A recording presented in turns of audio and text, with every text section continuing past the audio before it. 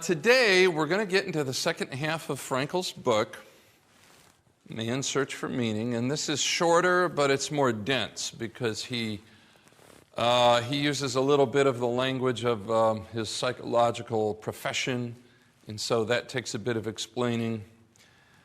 He does mention that in the original German, where he presents his ideas, he began writing this before he went to the concentration camp. Then most of his work was lost, of course, and then he resumed it after his release. But the original version takes up somewhere around 20 volumes. So this is very short, comparatively speaking. And of course, the original is written for professional psychologists. So he's the founder of what's called the Third Viennese School of Psychology, after Sigmund Freud and Alfred Adler.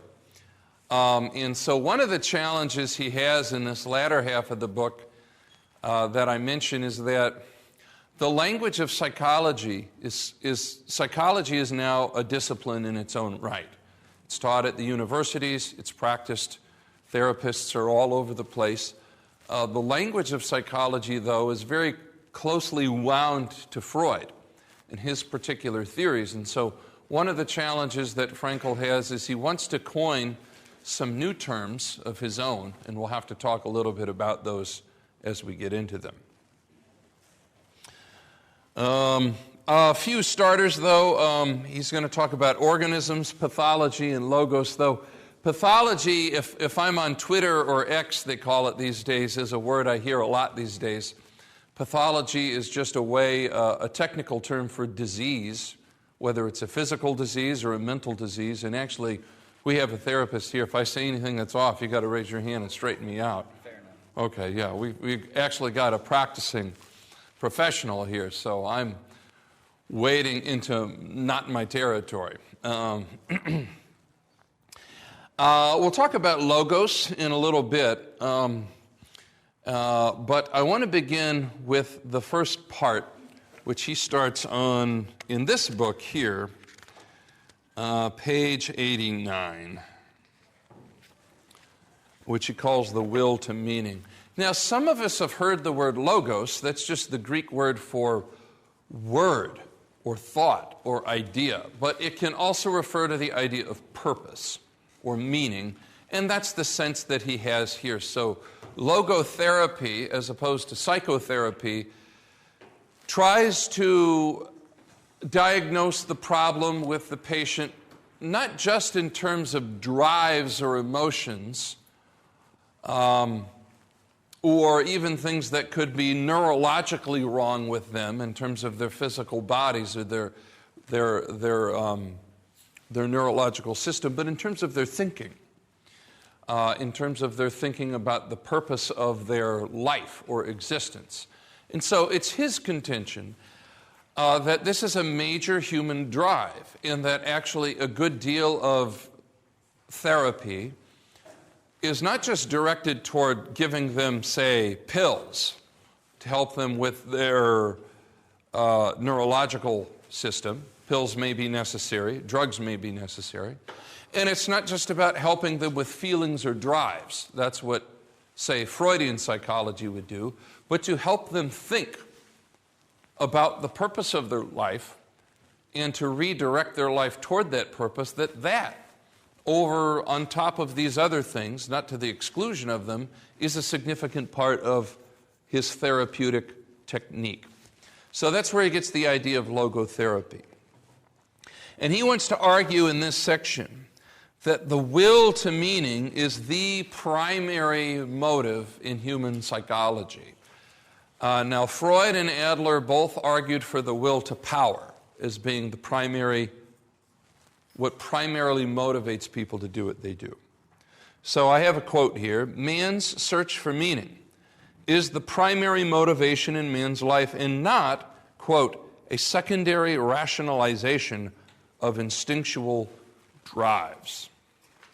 Which is actually, he's fighting with Freud there. Freud would argue that deep down we are guided by animal drives, in that when we talk about the meaning and the purpose of life, that is a secondary rationalization, a construct that we build around what is really deep down animal drives. And Frankl wants to push back against that. And he wants to say, no, this will to meaning and purpose is legit. It's not a bogus concept. In fact, it's fundamental. And it should be treated as fundamental. There are some authors who contend that meanings and values are, quote, nothing but defense mechanisms, reaction formations, and sublimations. But as for myself, I would not be willing to live merely for the sake of my defense mechanisms, nor would I be ready to die for the sake of my reaction formations. Man, however, is able to live and even die for the sake of his ideals and values. And that he gets out of his experience in the camp. Now, I don't know, Joe, I'm going to put you on the spot here. What's a good definition for a defense mechanism and a reaction formation? Those terms get kicked around a lot. So reaction formation is a defense mechanism. Okay, it's a type of it. Okay. The defense mechanism, from a Freudian perspective, is just how we protect our ego. Okay. It's how we handle the things we don't like.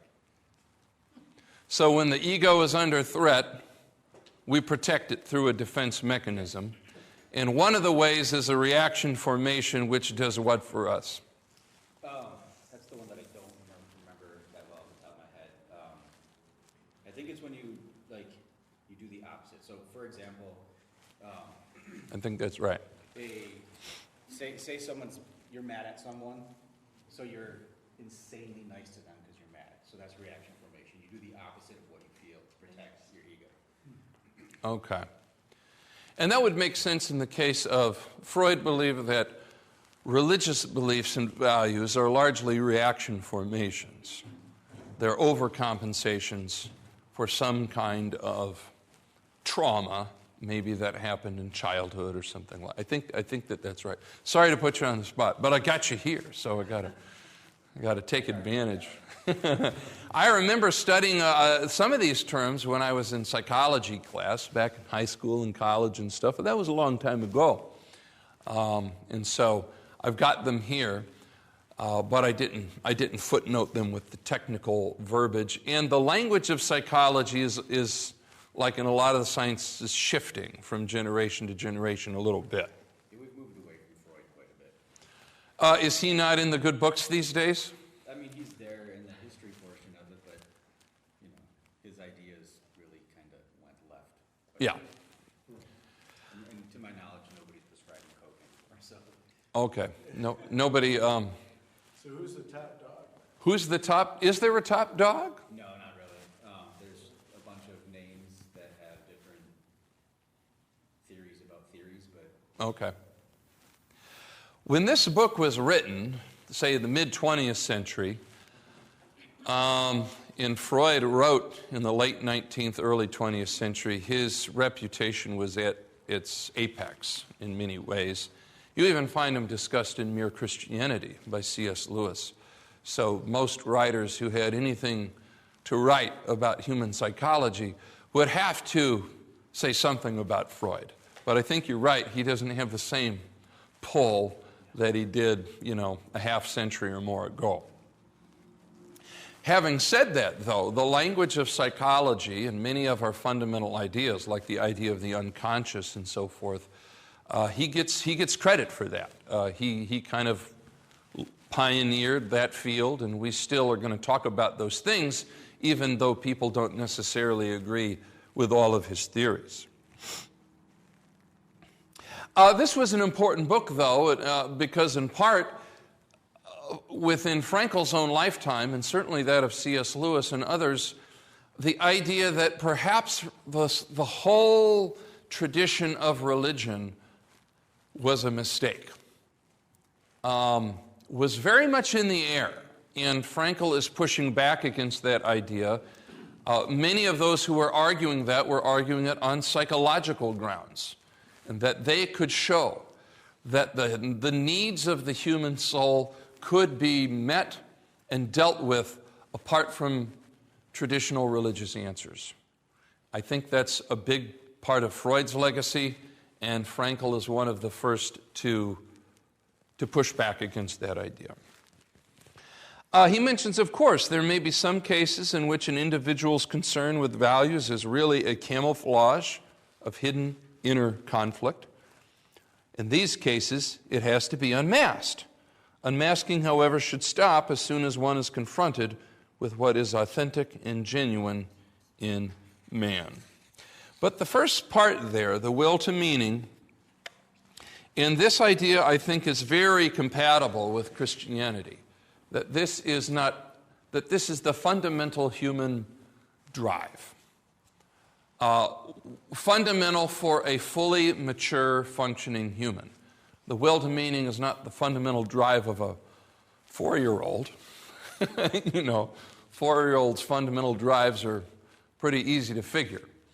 But once a fully mature human being, coming into possession of all their faculties, will pursue purpose in meaning in life, and that will become the fundamental drive behind everything that they do. Let's see if there's any question or comment about that basic idea. That's the one he wants to lay out. So, you're not going to find anything like that in the Bible, because in the Bible there's not some separate discipline called psychology where people discuss these things. But you can find hints of it in the Bible. Particularly the book of Ecclesiastes, one of my favorite books, talks about the pursuit of meaning and purpose. Yep. I would argue you find at least a really good example in the Bible in the purpose of Jesus going to Jerusalem to the cross. That's a purpose. He's not going there for power. He's certainly not going there to satisfy some sort of animal instinct. He's going there to accomplish a particular purpose that he believes is for him as the Messiah, and it's something he's willing to die for. Not only die, but die an incredibly horrific kind of death for that purpose. So the Bible isn't a book on psychology, but I think in an example like that, it points us in this kind of direction. And Peter opposes that. Yeah. He doesn't think that that's the right purpose for Jesus. And of course, Jesus and Peter have a little scuffle at that point. But you're right, the language of purposefulness is there in the case of Christ. Like I have a baptism to be baptized with, which is, kind of theological language, but it's basically the idea of purpose. Mm-hmm.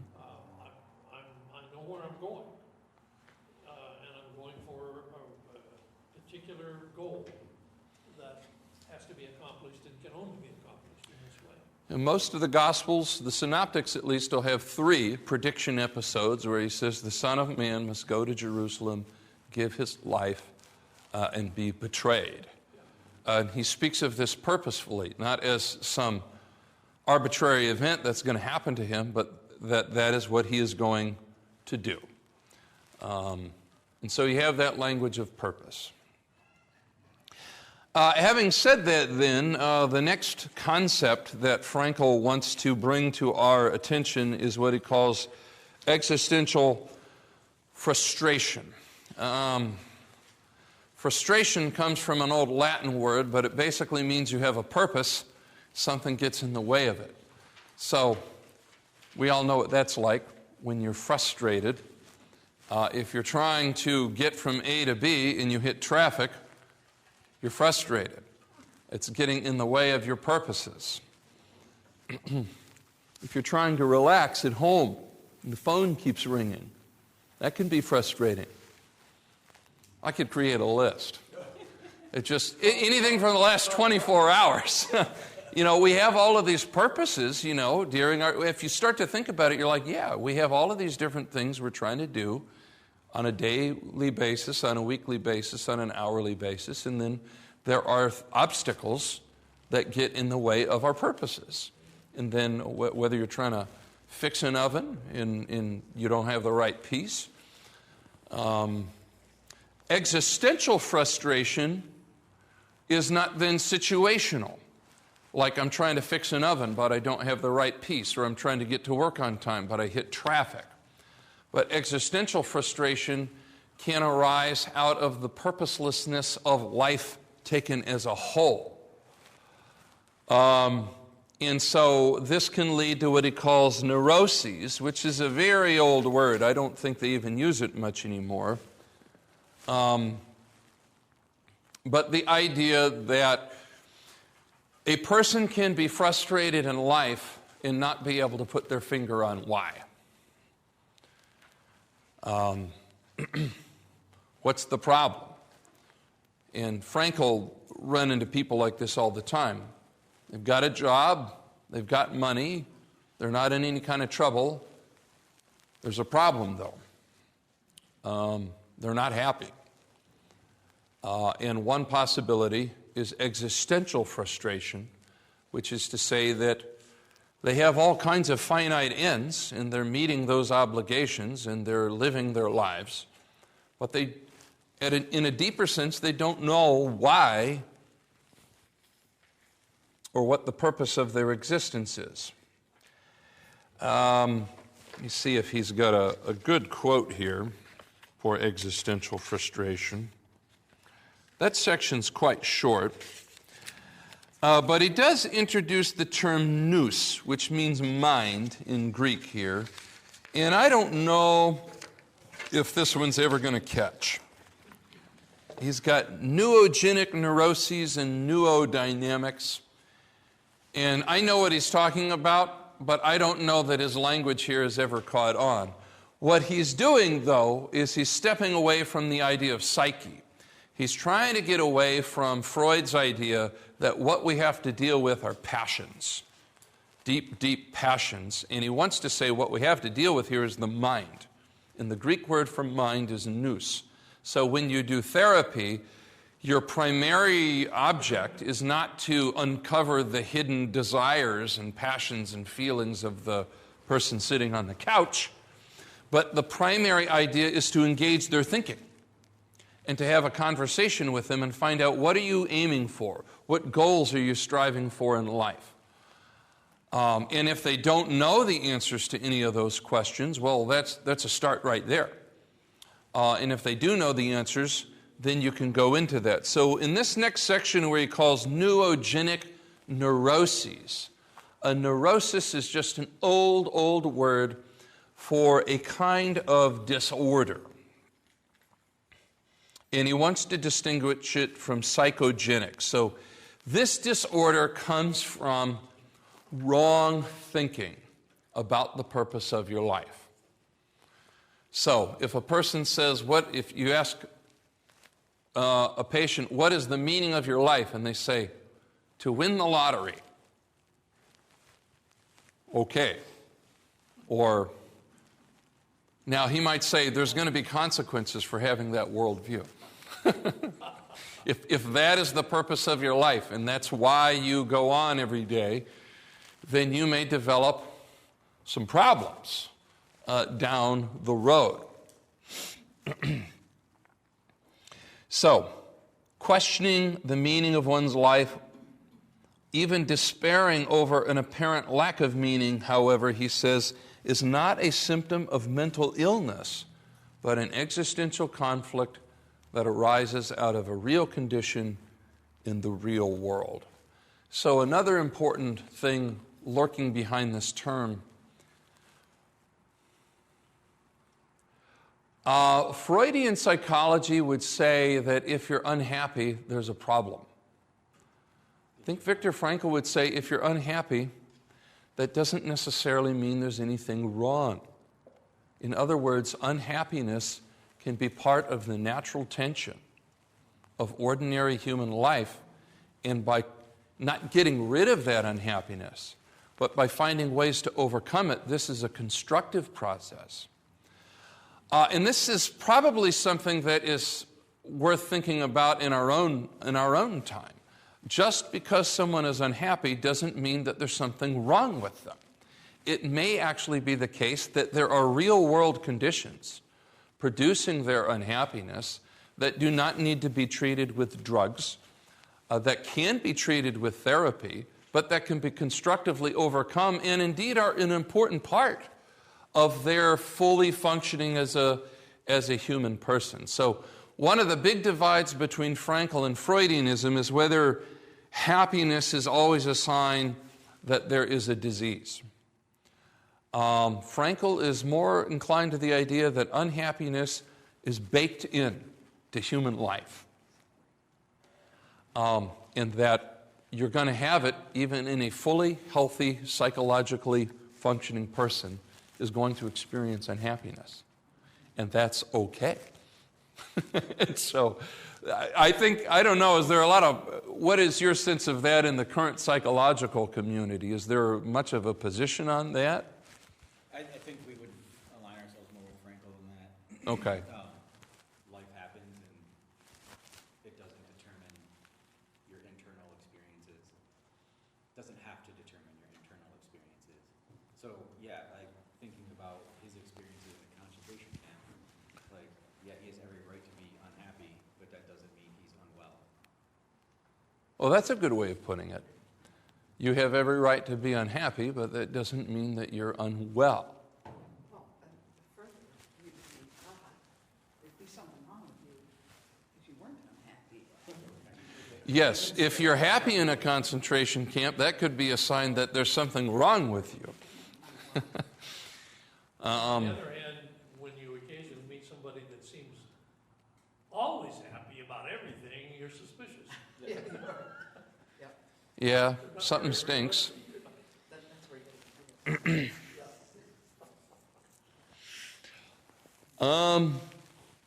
So some of the terms that he's using here, I think, are a little bit dated because of his combating with Freudian psychology. But they're not irrelevant to our own times. Even in young people and then in older people, it's very easy to assume that unhappiness is always bad. Unhappiness needn't always be bad if it can be incorporated into a constructive solution. And indeed, tensions and frustrations and unhappinesses may be inherent in human life, just the way that it's put together. That being the case, in this next section on neurodynamics, that's what he's talking about. What are the mechanics of doing therapy through the mind? Talking with a person about what are their purposes, what are their goals, what is the meaning of their life. The dynamics of those for him are very different than that of a traditional Freudian situation. He kind of gives a funny example. We all know the sort of stereotypical Freudian idea that they lay you down on a couch and they hypnotize you or something. And then someone asked him, well, what's the difference between Freudian psychology and logotherapy? He says, well, what do you think Freudian psychology is? He says, well, you lay down on a couch and you have to say things that are unpleasant to say. And he says, well, logotherapy is you lay down on a couch and you may have to hear things that are unpleasant to hear. So he does that tongue-in-cheek. But of course, the idea is that there's an element of challenge. The part of the job of the therapist is not merely to validate the person who comes to them for help, but also to challenge them in some way. And that's probably a good corrective for the older way of doing this sort of a thing. So, Frankl regards the job of a logotherapist as that of helping a patient find the meaning, the logos, in his or her life.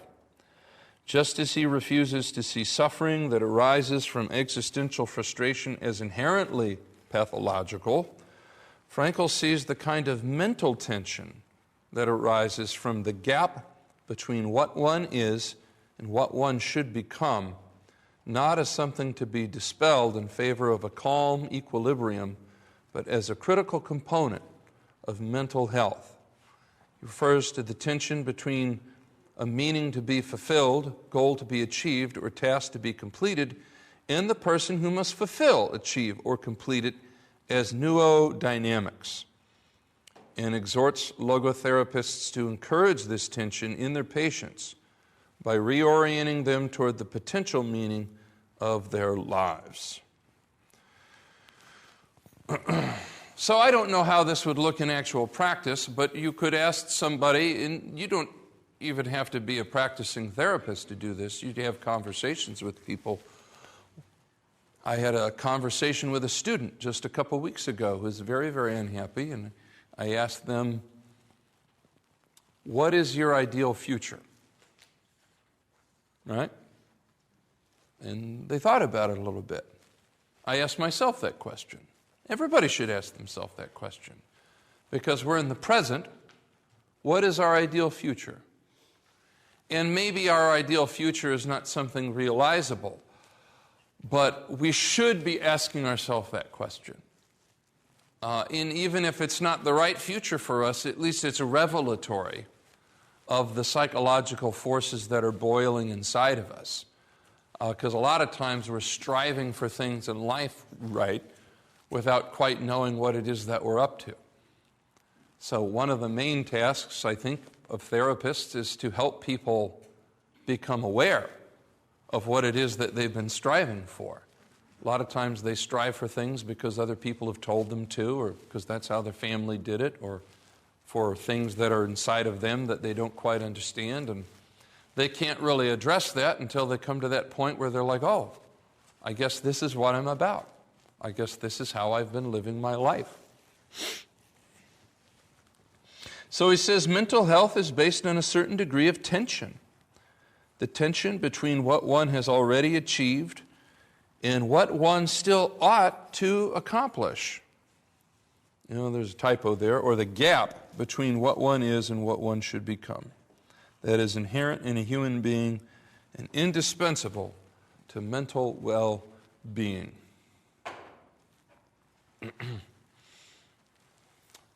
Any thoughts about that one there? That's a different view, this idea that tension, that there is a healthy life tension that should never be gotten rid of. I have a question. Is it possible that both Frankl and Freud are correct in a sense? Hey, you sparked something. So you meet some people that you don't think, there's not much to them other than animal drive. And you meet other people who are looking for something that's more like Frankl, more like meaning in life. Is it possible you have both of those? I mean, the answer is yes. Like when I was in school, one of our professors tried to do an exercise where we had to pick a side, and I would refuse to pick a side, and like both answers are right. Just, you have to pick a side. I'm like, I'm not picking a side because both answers are right. And the point of the assignment was for us to come to the conclusion that there isn't one answer. Yeah. And so, though Freud absolutely got lost somewhere along the way, he wasn't wrong in some of the ideas that he brought up, that we have basic needs, basic instincts, and some of them are very animalistic and primitive. And I would say Frankl's not wrong in that, you know, there are a lot of people that are trying to find their meaning and their purpose, and sometimes those two principles within themselves are at Sure. odds. Yeah. You know, your basic instincts aren't necessarily serving your purpose, and that would lead you to a point of discontent and illness or whatever else. But to Frankl's point, he's really just talking about the idea of stress. I mean, that's what we would call it today. If you look at stress on a bell curve, you either have no stress, eustress, or distress. If you're distressed, then you're mentally ill, unwell. If you have no stress, then you have no motivation, nothing. But if you have eustress, tension, then you're motivated to do something. And you call that eustress? Stress, EU. yeah, STRS. Now that's a new vocab word. Now I know Greek eu means good. So they have good stress. Yeah. Creative stress. distress, which is bad stress, and then no stress. Which would be the same idea. He's talking about tension here. Yeah. Same idea. I suppose drugs and alcohol can contribute to the zero stress level, which isn't healthy. Hey, your house is burning down. Cool. That's not a good response. So, that's good. I've never heard that word before, eustress. As far as for a Christian, you see that eustress is being sanctification, God bringing you along through all the trials and tribulations, some of them chastisements even, to bring you to the point where you're more Christ-like, which is, to me, that's the meaning of life for a Christian, is to be like Christ. Yeah, to be more Christ-like. And there might be a healthy application to Christian theology here, because you do have, there's sort of stereotypes of the old Catholic works-based theology where people are in a constant state of distress, of never measuring up to God's standard, and feeling worried and anxious about their eternal standing with God. That's why so many Catholics drink. Sure. And that's why they put Ecclesiasticus in the canon, because it allows it. Yeah. That's a joke. Don't quote me on that. But then you have some kind of almost caricatures of Protestantism where God has accomplished everything and we don't have to do anything at all. And the whole tension of spiritual growth in living in conformation to the pattern of Christ is almost flatlined, And I've certainly met Christians like that are they're so confident that God has done everything on their behalf that they don't have to do anything. And I always tell a joke when I talk with Christians like that. So what are you going to do when you get to heaven and discover God's a Roman Catholic? Like, uh-oh, you're in trouble. I don't mean that literally. It's just a joke to kind of create that. They don't find it funny, So too late now, But it's a way of trying to create that argument or rekindle that tension. Because as Christians, we can combine the confidence that we have in what Christ has done for us with genuine striving. We should find a way to do that, It would seem to me that you would find that even in the life of Jesus. He says, for instance, on his way to Jerusalem, I have a baptism to be baptized with, and how am I stressed until it is accomplished? That would be eustress, I would assume. You might be on the high end. High end? Yeah. Distressed and- Yeah, but I mean, if we think of Christ as being a person without stress, I think we've not really read very carefully the story. Well, and he was the perfect man. Yeah. So if Christ is the perfect man and he experienced eustress, And I like that word. That's a new vocab word for me. Paul experiences Paul, it. who wrote on one of his letters, don't be anxious for anything. In another of his letters, he says, I was so anxious to find Titus, I couldn't stand it. I had to go from Ephesus all the way to Troas to see if I could intercept him. I was losing sleep and I couldn't eat. He's a real person, this is real life. That Yeah. suffering, isn't that stress? What's the difference between stress and suffering? Between stress and, Suffering. well, that's One's physical, suffering is going to, you can have mental suffering, obviously, too, but suffering seems to have a physical, or you're feeling it more than, well, you feel stress too, I guess. Yeah, suffering is a word that has a wide range of meaning in the reading that I've done. Right, but he seems to be, at least when I'm reading Viktor Frankl, he seems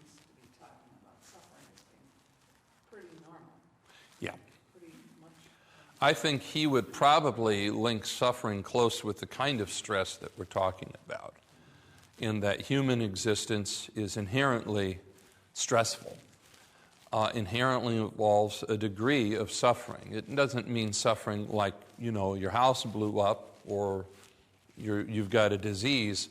Even if everything in your life is free of external intrusion, there's still a degree of suffering, aka stress, that is involved in just being an existing person. And so a lot of psychologists have emphasized that. Jordan Peterson likes to hammer on that. And you find that also as part of the Buddhist way of looking at human life, that there's a kind of unalienable suffering that just goes with being an existing human being, but it's not bad. It can become bad, it can become good. Then the question is human freedom and choice. And what it becomes, to some extent, depends on our attitude and our response to it. I think that's what he's getting at, but probably modern writers wouldn't use the word suffering quite the same way, because we almost always equate it with something bad, I think, for the most part, or physical, like you mentioned. Christ in the garden, too, cried out to God. He didn't, is there another way? Mm-hmm. And God said, no. He didn't want to go through with it. Well, there's probably a difference to be made between suffering and pain. Pain is,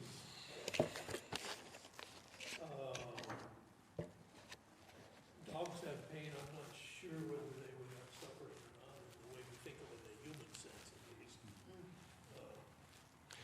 Well, I think the old meaning, the really, really primitive meaning, pathos, Greek, is something that happens to you and causes discomfort. So it's a something you passively experience, and it can cause discomfort. But for Christ in the garden, it was both physical, but the chief thing was he was going to be separated from God. Yeah. That was the chief. Well, and it's mental because he's anticipating his whole difficulty that awaits him. And since he has to willingly embrace it, that's very difficult too. Most of us don't willingly embrace suffering if we can get out of it. Yeah, I'm not a... What's that? You might even lie. Well, absolutely.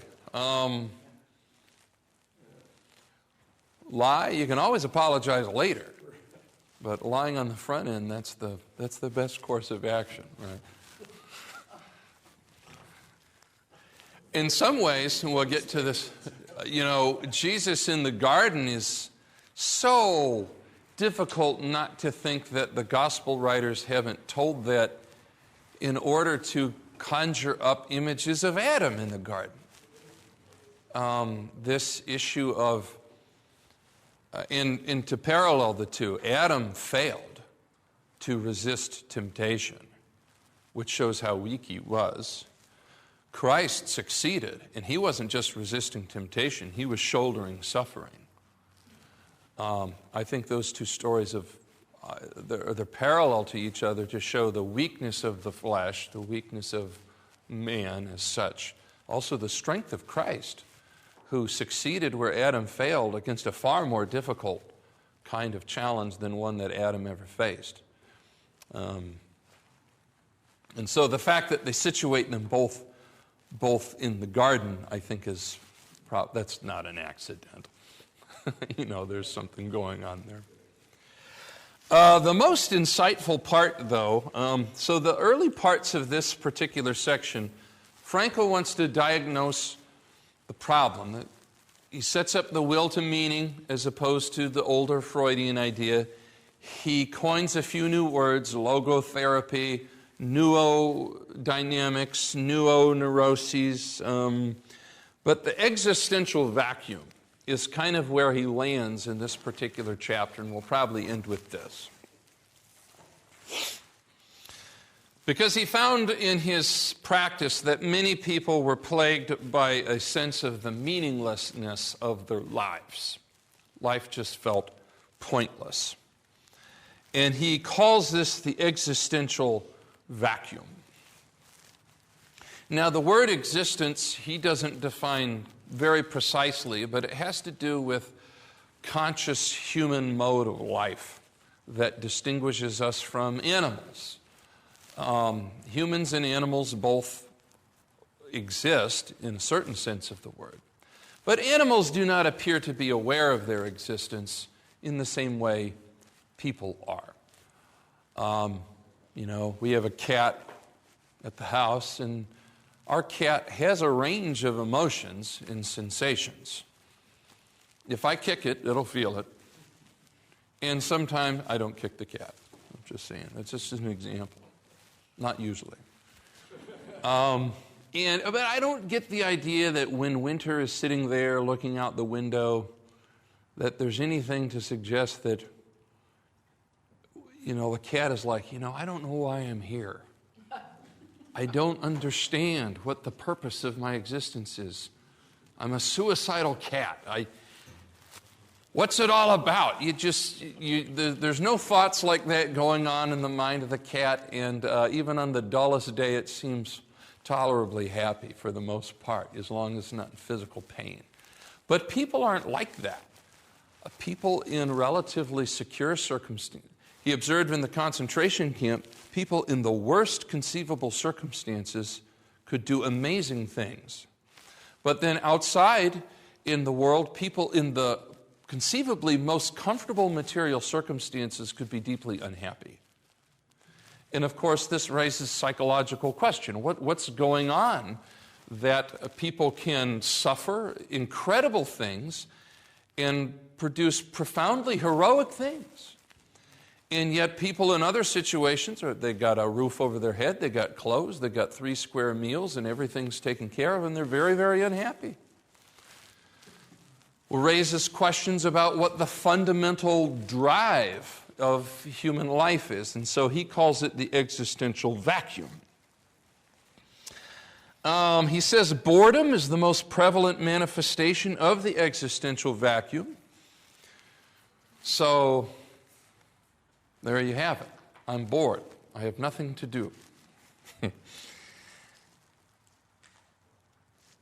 Depression, aggression, and addiction can all be attributed to it. And he says this is a widespread, he wants to say widespread phenomenon, particularly in the 20th century, particularly in the West. He feels that this is more of a problem for our civilization than it has been for previous civilizations.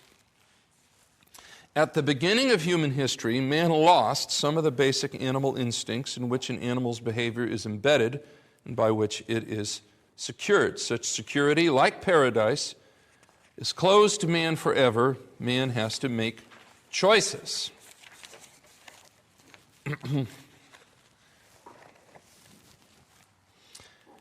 In addition to this, however, man has suffered another loss in his more recent development, inasmuch as the traditions which buttressed his behavior are now rapidly diminishing. No instinct tells him what he has to do. No tradition tells him what he ought to do. Sometimes he doesn't even know what he wishes to do. Instead, he either wishes to do what other people do, which is conformism, or he does what other people wish him to do, which is utilitarianism. Now we can understand Schopenhauer when he said that mankind was apparently doomed to vacillate eternally between 2 extremes of boredom and distress. Now, Schopenhauer is a German philosopher, and he had a way with words, and he also was very insightful, that we kind of move between the extremes of being bored or in deep distress, but we have a difficult time achieving any kind of balance between the two. In actual fact, boredom is now causing more problems to solve than distress. And these problems will probably increase for progressive, here's where he comes to the point, automaton. But The creation in a post-industrial society of machines and technologies that do things for us will probably lead to an enormous increase in the leisure hours available to the average worker. The pity of it is that many of these will not know what to do with all their newly acquired free time. I don't know. Any thoughts about that one? People that retire sometimes die in 2 years. They don't have anything to live for. Charles Schultz, after he finished doing Charlie Brown, died within a week. Now, I don't know if that's a direct cause, but it struck me that once he stopped doing his Charlie Brown comic strip, it's almost as if his body said, well, we have no use for you anymore. You're dead. And you often find that married couples, older married couples, die within a short space of their spouse.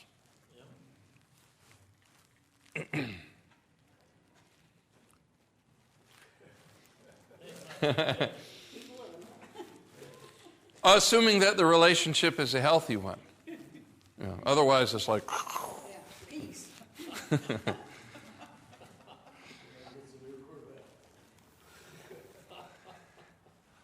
Well, he is drawing attention to something.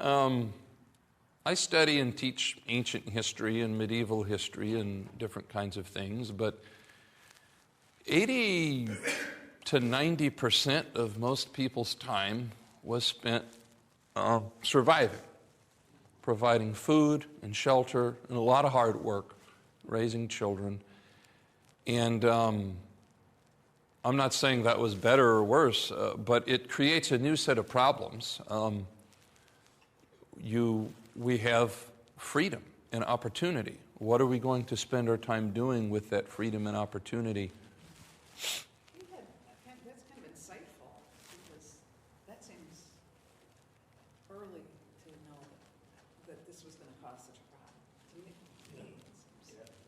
Yeah, he's anticipating this. Now, he had seen, the Industrial Revolution had changed quite a bit by the early 20th century. But it's still changing, and it has produced a lot more leisure time in our own generation than even he was familiar with. So he's definitely looking down the corridor of time and saying he anticipates seeing a lot more people who are struggling with the purpose of their existence and how to fill out their time and how to deal with boredom. He has a name for it. At the time, they called it Sunday neurosis, the kind of depression that afflicts people who become aware of the lack of content in their lives when the rush of the busy week is over and the void within themselves become manifest. Not a few cases of suicide can be traced back to this existential vacuum. Such widespread phenomena as depression, aggression, and addiction are not understandable unless we recognize the existential vacuum underlying them. Fortunately, we have NFL football almost every week. Yeah. That is the government's solution to our problem. Even women like But is that true? Do you see that in your practice? People, Sunday neurosis? That's a good question, yeah. I don't know that I have any data to really support or otherwise. I think as a whole, the people that I work with struggle with just the general sense of nihilism. It's like everybody that I work with feels like everything is hopeless right now. That goes straight up to our political figures, really, but. And I see it a lot with the younger generation working with teens and young adults, Gen Z. They do not feel like the older generations have left them a lot to live for. It's a large generalization, but That's interesting that the older generation have left them a lot, because it assumes that they feel that they're entitled to be left something. there's no assumption in there. Yeah, but I mean, if I go back to my generation, I don't think we generally felt that way. No, We were entitled to something. no, So it's a different mood shift. very. Yeah, It's incredible to see, like, at the office, we span all generations. We have some boomers, and we're all the way down to Gen Z. And it's interesting to watch the interactions and everything else, because they're like a different species on certain Yeah. things. The way they Yeah. experience the world. And I know that's a large generalization because there's exceptions to every rule, but Gen Z and boomers are very, very different people. And you got your X and Y in there trying to figure out what the heck's going on in the middle of it all.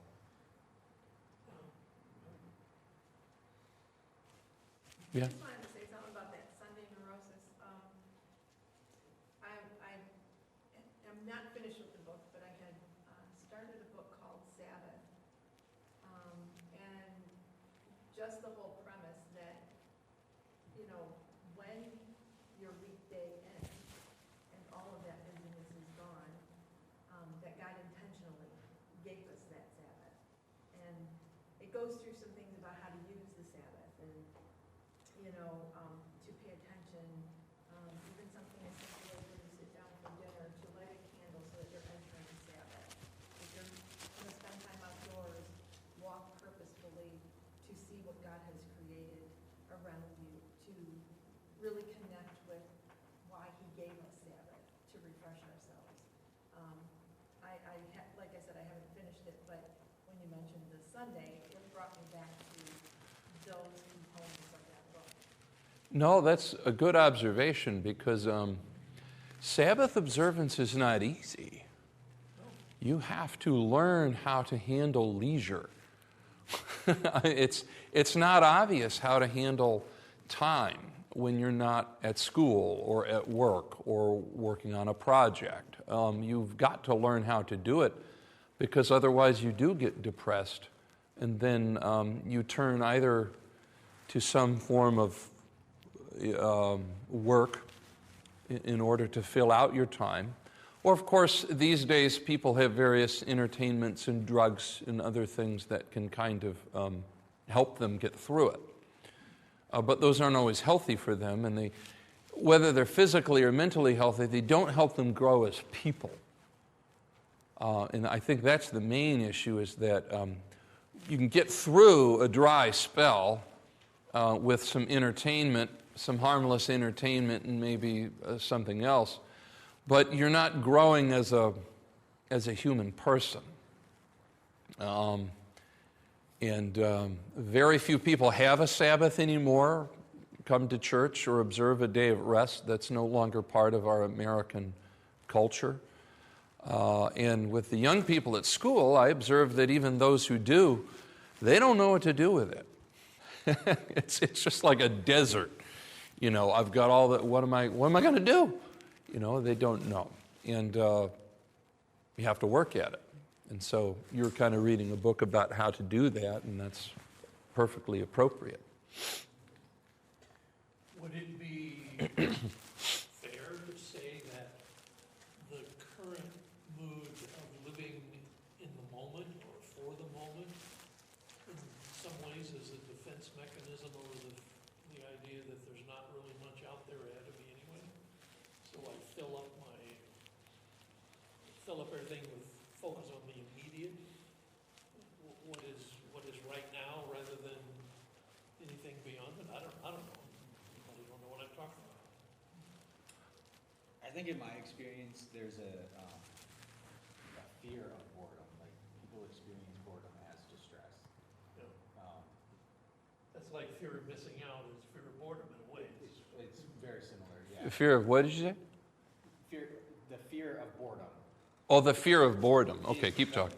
That is experienced as distress. Like, I think in the information age where we are able to get information and stimulation at the snap of a finger, to not have either of those is actually, it makes people feel disconnected.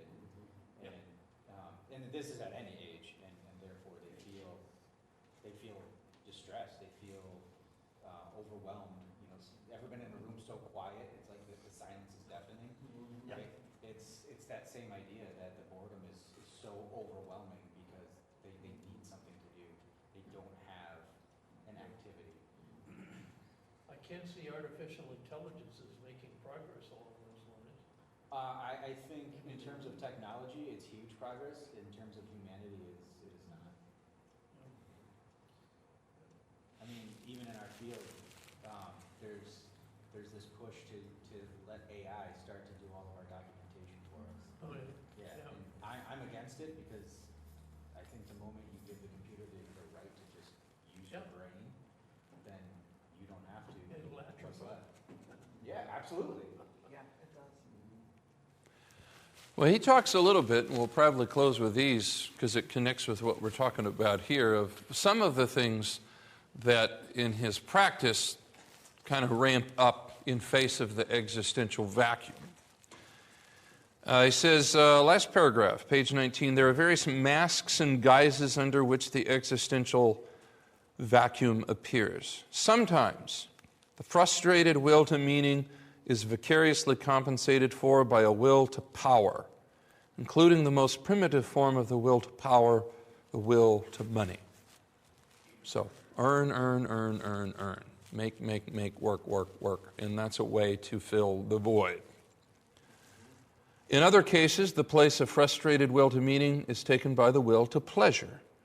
That is why existential frustration often eventuates in sexual compensation. We can observe in such cases that the sexual libido becomes rampant in the existential vacuum. So, it's arguable at least that our present civilization has a certain preoccupation with sex. Is that a fair statement? Okay. I would say in that statement, he and Freud are on the same page. Yeah, I think he's tying this in a little bit to say that Freud actually has some valuable insight placed within a larger context, that the sexual libido seeks to compensate for the meaning and the purpose that it's not otherwise deriving. So you're going to either devote all your time and energy to making money and climbing the ladder, so to speak, or to pursuing pleasures. And those are broad categories. But he does end with the idea that every therapy must in some way, no matter how restricted, also be logotherapy. And so there I think he does feel that psychiatry, treatment of the nervous system, traditional psychology, treatment of the unconscious and the libido and ordinary human passions. It's not like he says all those things got to go, but he's saying over top of those things, these larger issues of the question of the purpose of human life have to be dealt with. And so whatever other therapy we do, we will have to ask the person about the meaning and the purpose of their existence. Now, he kind of goes in the next section, which we'll hit next week, on what he has to say about the meaning of life and human existence and even love. He wants to talk about that too. And so he's going to wade in a little bit to some controversial territory. So we'll take a look at that next week, beginning on page... Well, I got it here. 109 in the book. Any final thoughts before we break today? David? Would you say the preacher in Ecclesiastes is an example of the existential vacuum? Yes. I mean, this paragraph right here sounds like it's all of the things that he pursues in Ecclesiastes. I would say the book of Ecclesiastes is existential before existentialism was a name or a thing. But that shouldn't surprise us. Ancient peoples certainly understood these questions in their own particular way and time. So the book of Ecclesiastes deals mightily with this question in a way that maybe no other book of the Bible does. Yeah. Gives you an answer at the end. He says the final conclusion is fear God and things. Fear God and keep His commandments. This is the whole duty of man. And that arrives at the idea that, in a certain sense, that maintains the tension because God is the beyond. We'll never understand the meaning of life in the sense that we have it all figured out. But in and through a relationship with the God that lies beyond, we can live constructively in the midst of our own inability to piece together all of the particular circumstances of our life. So to fear Him and to keep His commandments, to live morally in view of a higher end that we cannot see is the whole kit and caboodle, as the writer of that book sees it. But that book got a lot of attention from 19th and 20th century thinkers after being ignored for a long, long time. All right, thank you.